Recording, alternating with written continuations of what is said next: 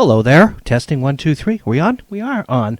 Room is a little bit dark according to the monitor here. I'm testing out the setup here for our big show on Monday at 4 p.m. Pacific Time, 7 p.m. Eastern Time. Steve Beverly will be with me via Skype, and we're going to show some classic game shows that I don't think any of you have ever seen. Maybe a clip or two of a couple of them that have popped up on YouTube now and then. But I know a couple of shows that we're going to run are from my personal archives that I never released through Shoka's video. And so I hope that you'll tune in then. So what I'm doing right now is basically just testing out the feed. I thank you. We got a handful of people out there. In looking at your comments on Facebook, I'm noticing that some of you are getting audio only. And I'm not sure whether you're clicking on the regular audio feed for the Wednesday shows or you've scrolled down the page a little further and clicked on the video feed, the channel, which is what I hope you did. Now, if you clicked on the audio feed, you're not even hearing me now. You're hearing the promos that run there when we're not doing the Wednesday show. But if you are hearing me now, something clicked. Okay, never mind. If you are hearing me now, I'd like you to call in. I've got the phone wired into the system now, so you should be hearing me. We should be able to hear people on the phone as well.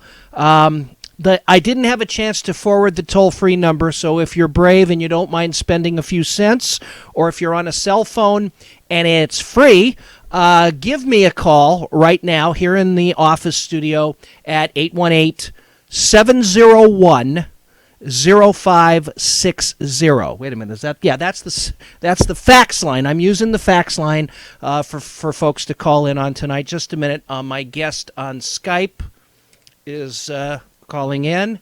Hang on. Let me get him connected there. All right. Yeah. Hello, Tom Williams. How are you? Let's see if we can see Tom. There he is. How are you, Tom Williams? Comb your hair. You're on television. Well, I woke up just for this. Yeah, it is almost 11 o'clock here on the West Coast. I think most of the viewers, though, are on the East Coast right now, where it's almost 2 in the morning. Yeah. We have a handful of people on here. I wanted to test this out because we have a new switch, and it's working beautifully. I'm looking over at the monitor, and we're seeing you. I don't know if I'm seeing you full screen, though. Let me see if we can make you... No, that was full screen. All right, let's try this. There we go. That's the way it needs to be when Steve is here with us. Okay. You look like you're hiding out in a dungeon. I am. All right. I just gave out the phone number for anybody that's listening to us or watching us right now because I want to get a quality report. A couple of people said they're only getting audio and they're not getting video. I didn't get a chance to forward the 800 number to the office here, so I'm giving out my direct fax line number, which the fax is off right now. I need you folks to call in and just give me a quality report. Somebody call me, 818-701-0560. All right? If you have a question for Tom Williams, as regular listeners to the show know, was a former producer of Adam 12 and worked for Jack Webb for 10 years and has a very bright light shining on his face right now. Can you move that light a little bit? You look like a blob, the bottom part of your head. That's a little better. We'll never find a 5 o'clock shadow on you, that's for sure. There. Now, when you turn around like that, you've never looked lovelier. Oh, very good. That's even better. He put on the overhead light. Okay, let's go back to Tom. Take 2. Back to Tom. Okay. Yeah.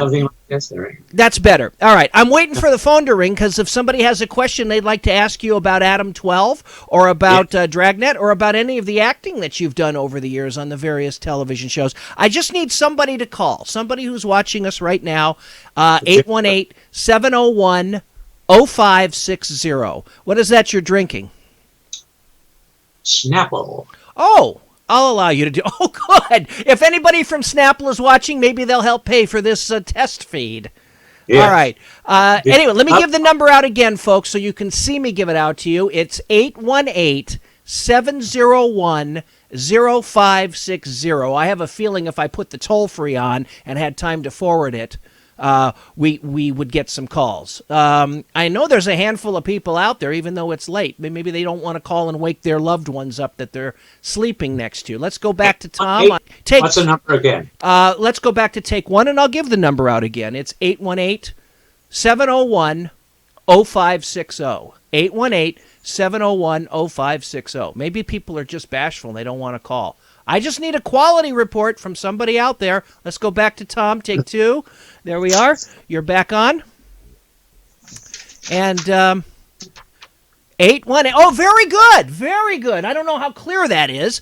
Let but me make it bigger. All right. Or make it thicker. Make it thicker. Thicker. Okay. Yeah. All right. Let me make sure the line is working. Hang on, Tom. Smile for the people while I test the line out. All right. Well, wait a minute. I'm not hearing it on the air. Maybe that's part of the problem. Hold on 1 second here. Okay. The line is working. 818-701-0560. As we become more experienced with our television broadcasts, we will probably get a titler and pipe in some titles, some Chiron underneath. I cannot direct this show by myself. Oh, very good. But you put 810. It's 818, Tom. Make it 818. Yes. Okay. As I said, as we get more experience here. Oh, we're getting a call. See, it helped. We're getting a call. Let me go back to take two while I pick up the phone and say, hello, thank you for calling. Who is watching us tonight? Well, it's Mike Gamowitz back in Virginia. How you doing? Hello, Mike. I don't think I've ever talked to you on any of our shows, have I? Not on the show, no. I've met you over at Mid-Atlantic Nostalgia. That's right. You were one of the first people to videotape us. That's right. Yes. How are you feeling? I know you had some medical issues right after I the got show. dialysis. I'm always doing about the same. I just keep on moving. Good. Well, you sound good. Let me put Tom on. Tom, say hello to Michael. You're in West Virginia, right? Nope, Virginia. Just in regular Virginia. Here's Tom. Say hello to... can you hear him, Tom? Yes, I can hear him very well. Mike, how are you? How's the weather? Nice to catch you in a very remote way. Very remote. He wants to know how the weather is, Mike. Well, tonight, probably about 40, 45, and cloudy. We're hanging in there. Gotcha. Do you have a question? Out in L.A. as well, but I have no idea. We've had torrential rain all day. It cleared up around 4 o'clock, and we're going to have another rainstorm tomorrow. I love the flooding you're getting. I'm actually enjoying the flooding because the Department of Water and Power will not penalize us for drought conditions. Oh, yes, they will. They'll find a way to do it. They will find a way to do it. Do you have a question for Tom or a question? Actually, well, I could not particularly at the moment, although I was just thinking I didn't know about him working with Adam 12, but we had a good time with that at the last Mid-Atlantic Convention because... That's right, Tom. Janine and I were not on the last Mid-Atlantic Convention, but Mr. Kent McCord was, as I recall, right, Mike? And it was great, and I do have some video of that somewhere, too, actually, probably on Martin's page or the Mank page, whatever it is. And I got a big kick out of some Jack Webb stories from a while back too. Well, if you want to hear some Jack Webb stories, I'll wait for that for after. If he's got a couple good ones, you can't lose with that stuff. Well, you know what? Let me go back to Tom here. Tom, you've got the floor. Give us a Jack Webb story. Why don't you tell how tough he was on the set until 6 o'clock came around? This is a good story. Give the punchline away. Yeah. The way the question is asked, how is Jack Webb? And you answer, he was a lot of fun after 6 o'clock.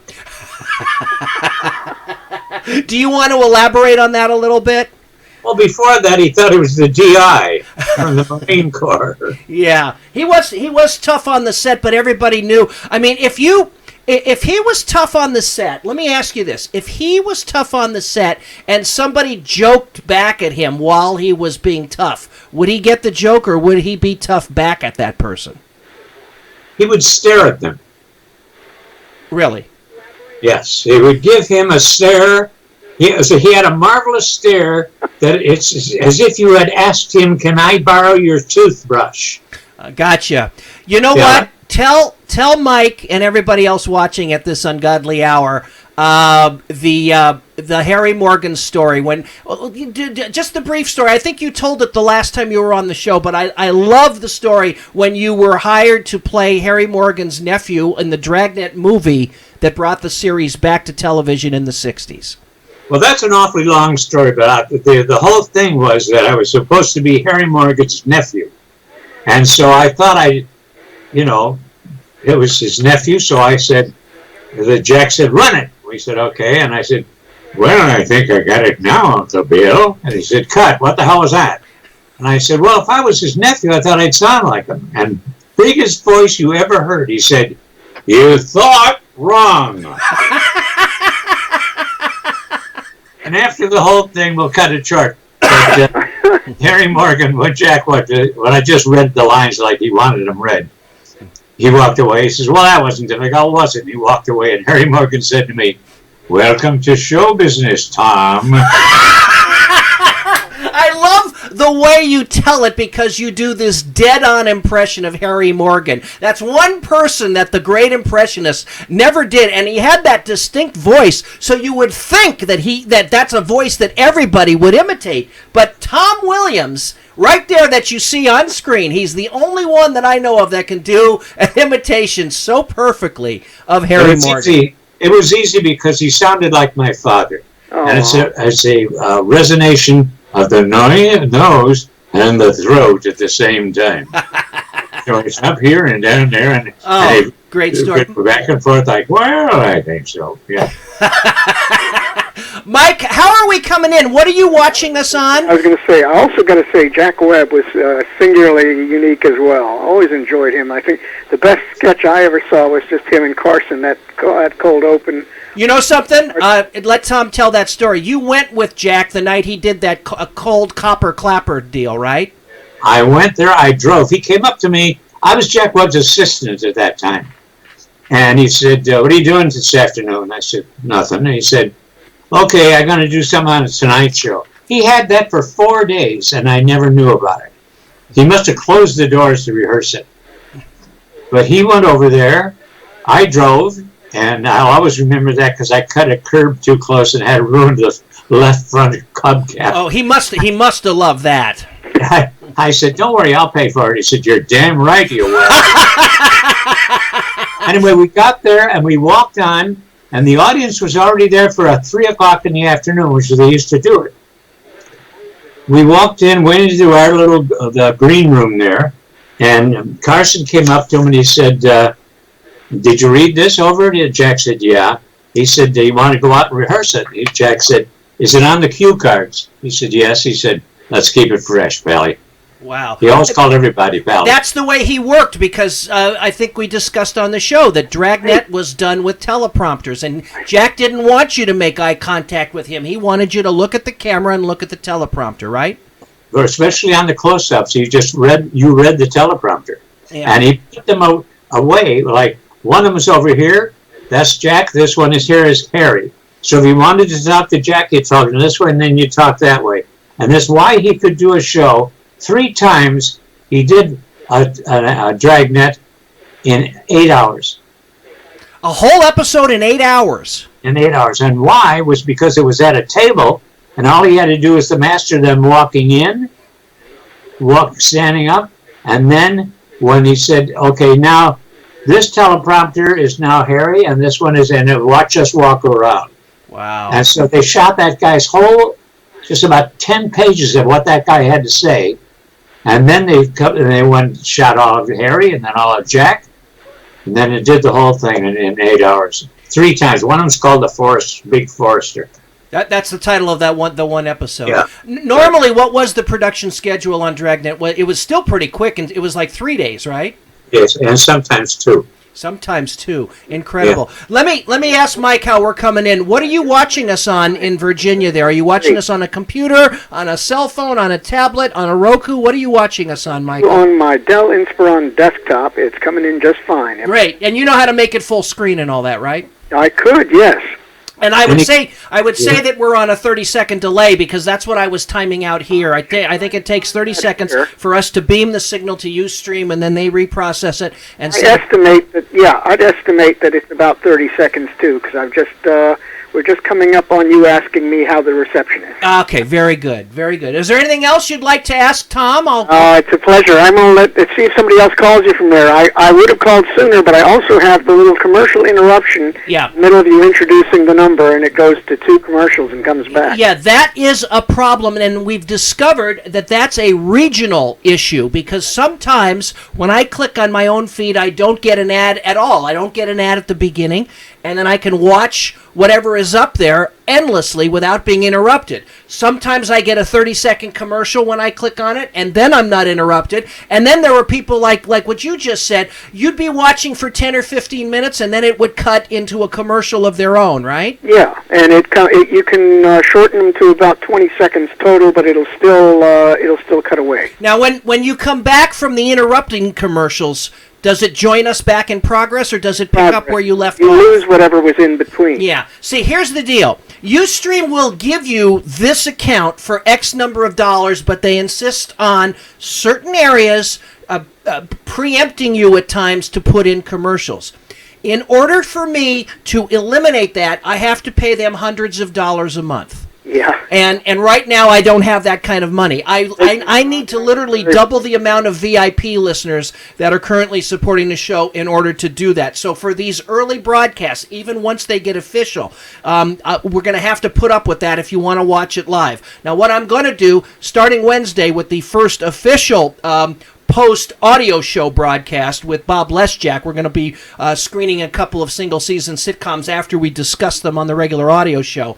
That will be archived, and that will be available on a special feed for the VIP listeners. So if those of you out there can't watch the show live and see it free, I'm not going to be able to make it available like I do the other shows at 99 cents. It's going to go on to Daily Motion in a private area, and it will be accessible for you if you are a VIP listener. And that's the way it's going to have to be for a while until I investigate where I can post these and offer them for the same price as I do the audio shows. The video files are humongous. They're about 6 times the size of an audio file, and to sit there and have to download it like you do the audio shows, which may only take a couple of minutes, would take a long time. It'd tie up your computer, it'd tie up the bandwidth. So I'm looking for a YouTube type setup where I can, but not YouTube because they have too many filters in place and too many restrictions. I'm looking for a place where I can store them online other than Daily Motion and charge a 99-cent fee or $1.49 or whatever I have to charge to give them their cut to allow people that are not VIPs to watch the show. So short response to a long blown out dramatization here is to try to watch the show live when we do these TV broadcasts. Put up with the commercials until I can find a sensible way to fix them. What are you doing there, Tom? I'm putting a sign up here to remind me to look at the camera and not at the picture. Oh, okay, yeah. That takes a little bit of skill. I'm learning that too. Yeah. You know, after 10 years of doing an audio broadcast, Yeah. the way you do it is to look where I'm looking now, right at the camera, and not down at you where I see you on Skype down there. It's to look at the camera. Mike, I know we're boring you to death and it's late where you are. Good night. Thank you for calling. You take care. Have a good night. Thank you. Bye-bye. Bye-bye. Bye, Mike. Thank All you. right. So that's Mike from Virginia. Anybody else want to get in on this frivolity? We'll take a couple of more calls, 1 or 2 more calls. Thank you very much. 818-701-0560. And then I'm gonna run one more classic television show for everybody after Tom Williams and I finish here, and we'll sign off. And we want you back here Monday at 4 o'clock California time, 7 o'clock Eastern time. Steve Beverly, our resident TV critic, will be here. We will talk a little bit about the current news of the day. There's 4 or 5 short topics that I want to discuss with him, not in any great detail, because I want to save that for when Wes is available for our next show that they're going to be on audio-wise. And then we're going to screen some rare game shows, and we'll do it TCM style. We'll talk about what you're going to see. We'll give you some liner notes, and then we'll screen each of these programs, and you will not be disappointed. This is great, great stuff. Let's go back to Tom and show that phone number one more time, 818-701-0560. We do have a call. Who is up at this ungodly hour? Welcome to the show. It's Mark Evanier called. Mark, do you want to try and get in on Skype with Tom? No, I'm a mess right now. Oh, okay. All right. Well, right now. Anyway, Beg your pardon. here's a shot of Tom drinking some Scrapple. What would you like? What would you like to tell us? How are we coming in way over the hill in Los Angeles? Oh, you're coming in fine on Roku. Good. Oh, good. Roku. What size screen is your Roku? Pardon? What? What size is your Roku, may I ask? I beg your pardon. My Roku is, I think it's a 36-inch screen. A 36. Okay. Well, you beat me. I have a 32. Okay, well, all right. All right. Let's go to Tom. Tom, what do you want to say to Mr. Evanier? Thank you so much. Don't you run into each other at the Magic Castle, Tom? Every other Friday, yes. Yes. Yeah. What? Really beautiful. Did you go today, Mark? No, not today. No. You didn't go today either, did you, Tom? No, we're every other Friday. Every other Friday. Okay. Mark keeps inviting me to go down there, and he says that there are people that I can probably book down there to do my show, and I have yet to go down there with him. It was raining too hard today for that, though, Mark. Yes. Yeah. Yes. All right. Well, I'm glad you called in. Thank you for calling. My pleasure. And I'll let you see Tom's puss one more time. There it is. Oh, I'm out of sync. You're on a 30-second delay, I know. Thank you for calling in, Mark. Gladly. Talk to you soon. Bye-bye. All right. Mark. Okay, Tom, you're gonna be on the show February 8th. Yes. And we are going to do, yes, there's the number. I've tested the phones. I think we're good. If anybody else wants to call and say anything else to us, 818-701-0560. I'll take the shot of Tom again. There it is. And when Tom, you can put it down now because it's after 2 in the morning on the East where most of the viewers probably are, and we've helped to put them to sleep. So thank you. I'll send you a bill. When Tom is on the show again on February 8th, we're going to pick up right where we left off in October, which was right after Tom left working for Jack Webb and went back to acting. For 10 years, he worked behind the scenes. Then he went back to acting.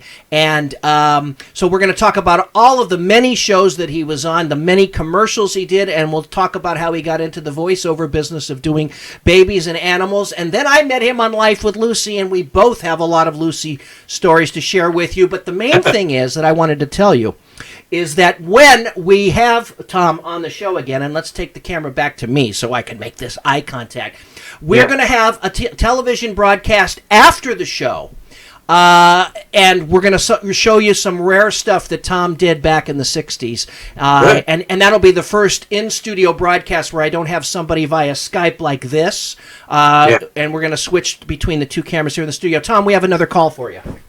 Okay. All right, here we go. Hello, who else is up at this ungodly hour watching us on internet television? This is Dennis from Toledo, Ohio. There's Dennis. There's my buddy Dennis from Toledo, Ohio, longtime listener. He's a VIP listener. On top of that, he's supporting the show. And were you one of the people that said you were only getting audio, Dennis? Yeah, when I use a mobile device, I'm on my desktop and it's fine. On the mobile device, what happens is you see the video for a few seconds, and then it goes to a black screen with like a play button on it, but you hear the audio. You know what? It may be, when you're using your cell phone, are you using the Wi-Fi in your home, or are you using the cell service? Wi-Fi in my home. Now, that's interesting. You're obviously getting high enough speed to get on the desktop. I'm wondering if it's a buffering or a RAM problem in your cell phone, that maybe perhaps, because even though I'm broadcasting at standard def, I am broadcasting at the highest bit rate possible, so you get the best possible quality.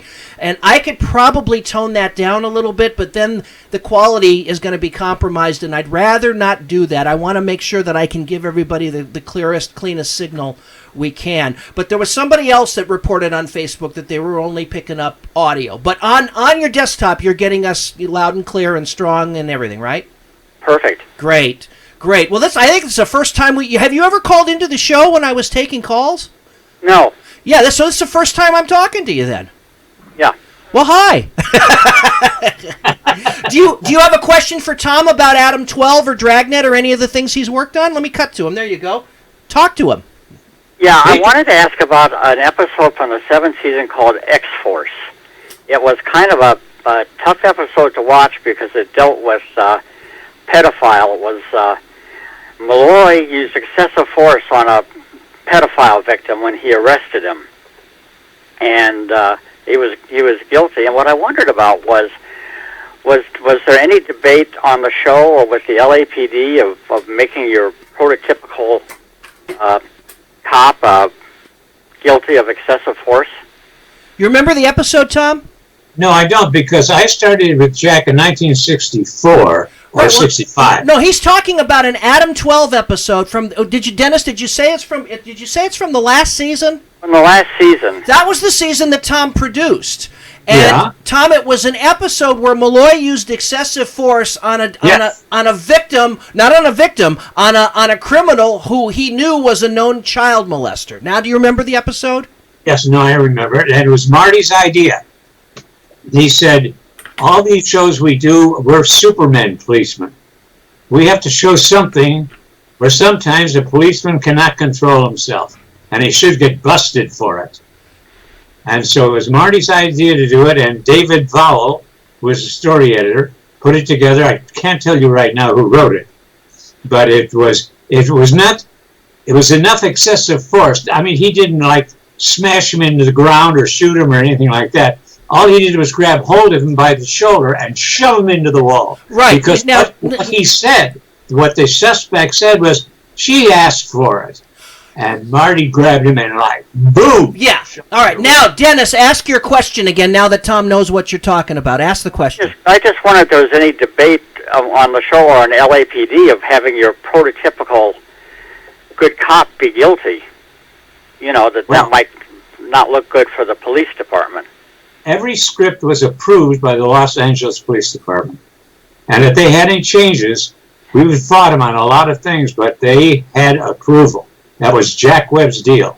Jack Webb said, don't want to do a training film, but we're going to tell the stories, and those stories were all true. They sent them in, and we used them. And we found one of the stories that matched what Marty was talking about. But they had a sergeant on the set that when the setup was made, if the actors are there, and they would go to reach for their gun or do anything like that, the officer would say, no, he wouldn't reach for his gun yet. And so we had to do what the sergeant said.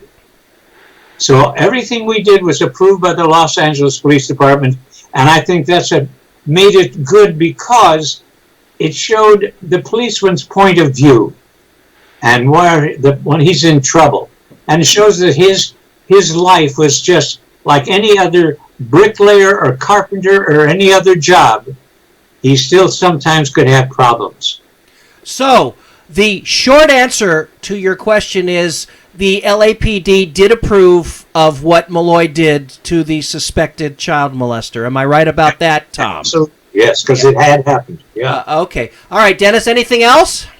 Well, I want to say, too, I thought it was interesting how that show showed how the relationship between Reed and Malloy had changed over the years, because when Reed sees Malloy getting too rough, he goes, Pete, cool it.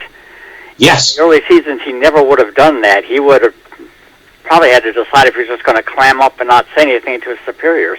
Well, you know, Tom and I had this discussion in one of Tom's early visits on my show, in that there was so much Jack Webb in the early episodes of Adam 12, even though after the pilot he went back and did Dragnet. Didn't Malloy keep calling Reed Jr. for like half the season, Tom? Well, actually, the first 5 episodes. But what's unfortunate is that when you start the season, you make 8 shows, and the network gets to pick what order they are in, as long as you're not going in. So he calls him Junior, and then they feed it back and forth. Now, once Bob Senator took over after the first episode, that started to peel away from the Dragnet, and Bob was excellent at putting those characters together. And Kent was a rookie policeman for 2 or 3 years. Yeah. And this way you have great contrast of this guy teaching him, and while he taught the other officer, he's also teaching the audience what police work's all about. Now, in the last 3 years, they are equal policemen. Yeah, that's what I was going to say. And that's what Dennis was saying, was that in the earlier episodes, Reed would have never told Malloy to cool it if he put excessive force on him. Absolutely. Right. Okay, Dennis. I thank you so much for staying up so late at this ungodly hour and calling in with an excellent question. And I hope you'll be watching us on Monday when we have the game show program for you. Yeah, I'm looking forward to it. Okay, thanks for calling. Good night. Go to sleep, please. Okay. Bye-bye. Stop drinking. Stop. No. Dennis is one of my good, loyal listeners. I think we have tested this sufficiently. I think so, because I could hear him very well. All right, good, and I think the listeners could too. I've got this thing all patched in. I've got it down to a science. And ladies and gentlemen, if I could take the camera... Oh, the camera is back on me. I thought it was on Tom. Now it's on Tom. Now it's back on me. I do want to mention... See, there's an example right there where if I start talking and then Tom starts talking and I don't think to switch the camera over to the Skype connection, he's going to be talking, but you're going to see me. So you need one other person in there. Yes. What'd you say? Say again. You need one other person in there for this. That was my point, is right now with a Skype setup and one camera on me and one on the classic TV shows that we run. That's our advantage now to doing television for you folks, is we don't just play audio clips and talk about this stuff. We can show you this stuff now. 2 seconds of applause. Even that's working now. See, I've got this all patched in. I worked all night wiring the studio up for all of this stuff. But Tom is right. In order to do a perfect show here, with multiple cameras and multiple shots, so it's not so dull and it doesn't look like a security cam all night, I need to get somebody in here to work this switcher that I'm doing so that I can forget about that, just have somebody follow the action in here and switch between us. Now, when Tom is in the studio on February 8th, instead of the Skype, I'll have a camera on him. So it'll be a camera on him and a camera on me, and we'll see how that goes. But that's not the way I want to do these broadcasts once we start doing pure television here. I want to have a third camera so we have a master shot of everything, and then close-ups on the guests. And don't even ask me if I'm going to have more than one guest in here, how we're going to do that, because the cameras are going to have to be robotic. There's not enough room to bring camera people in here, so the cameras are going to have to stay stationary. Did you understand what I just said, Tom Williams? Yes, I did. And I want to say one thing about it, too. Yeah. It's for me, because here's what I'm doing. I sit and talk to you, bang, what I should be talking up to the camera. Right. That's hard to get used to. Right, but here's the deal. When you're here on the 8th and we do our regular audio show, and then we do this for the viewers out there and we show some of your work, when I put a camera on you, you're still going to look at me, because it's a talk show between two people. You can look up and refer to our friends out there watching us, but when you talk to me, you got that, pal. You talk to me. All right. In other words, while I'm talking to you, I do this. I look at you like that, rather than looking at you this way. Right. You talk to me like we sit and we talk when we go to dinner or lunch or something like that. Just like this. Like I'm looking at you now, and when I cut to you, even though I've just cut to you on the Skype, you're here in the studio, you talk to me. We'll rehearse this, okay? Not to worry. We will rehearse this, okay? Now, I want to do something else. Okay. Okay. Yep. When you talk to me, I see the the top of your chin. Yep. Now, can you move the microphone down a little bit? Well, let me see how. I never did center my shot for the audience out there for the studio shot. I'm moving it down. Now let me take it back to Skype. Now they can see me on Skype as well, looking at you. How do I look to you now? Is that better? I lowered the mic. No, because isn't this fascinating television, folks? Go ahead. No, it's very interesting for people to realize the problem. Well, you got to understand something. I majored in television production in college, but I graduated in 1980. That's 37 years ago, all right? I did a little bit of directing into the 90s. That's why I still have this analog equipment. I never upgraded it because I got out of it. I've been doing audio now for 10 years. Editing audio, hosting audio. This is almost like learning again for me. You know? Of course. Yeah. So it's gonna take time. I think I've done damn well considering I've done all this since New Year's Eve. I spoiled everybody on New Year's Eve by doing that New Year's Eve television show. Yeah. Now everybody's telling me, you got to do television, Okay, I'm doing it, and you're going to see it now, lumps and all. Right, Tom? Okay, right, but on the television, the thing that you did, I could see you completely head. with the microphone in right now where it is, underneath, like your almost down to your neck, here. This is good right now? Is that what you're telling me? No, right here is where the microphone is. Right. Is my face? No. Yes, but you see, it needs to be here so people can hear me. I can lower it more. But I hear you very well back there. Oh, you did. All right. How do I look now, though? Is it still covering my face? It's still right here. It's still right here. Well, we'll work on that. We'll work on that. Show them again where it is, because I didn't have the I didn't have the line feed on you.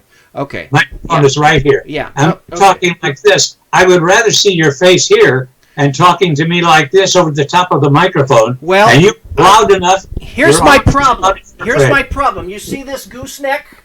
Yeah. Okay, I'm going to have to get a smaller stand. Let me see. Let's just push it down more. Just a minute. Okay. All right. Let me take the. Let's see now. Is that better? You back up a little. They back up. They're not going to hear me. Where do you want me to go? In the next room?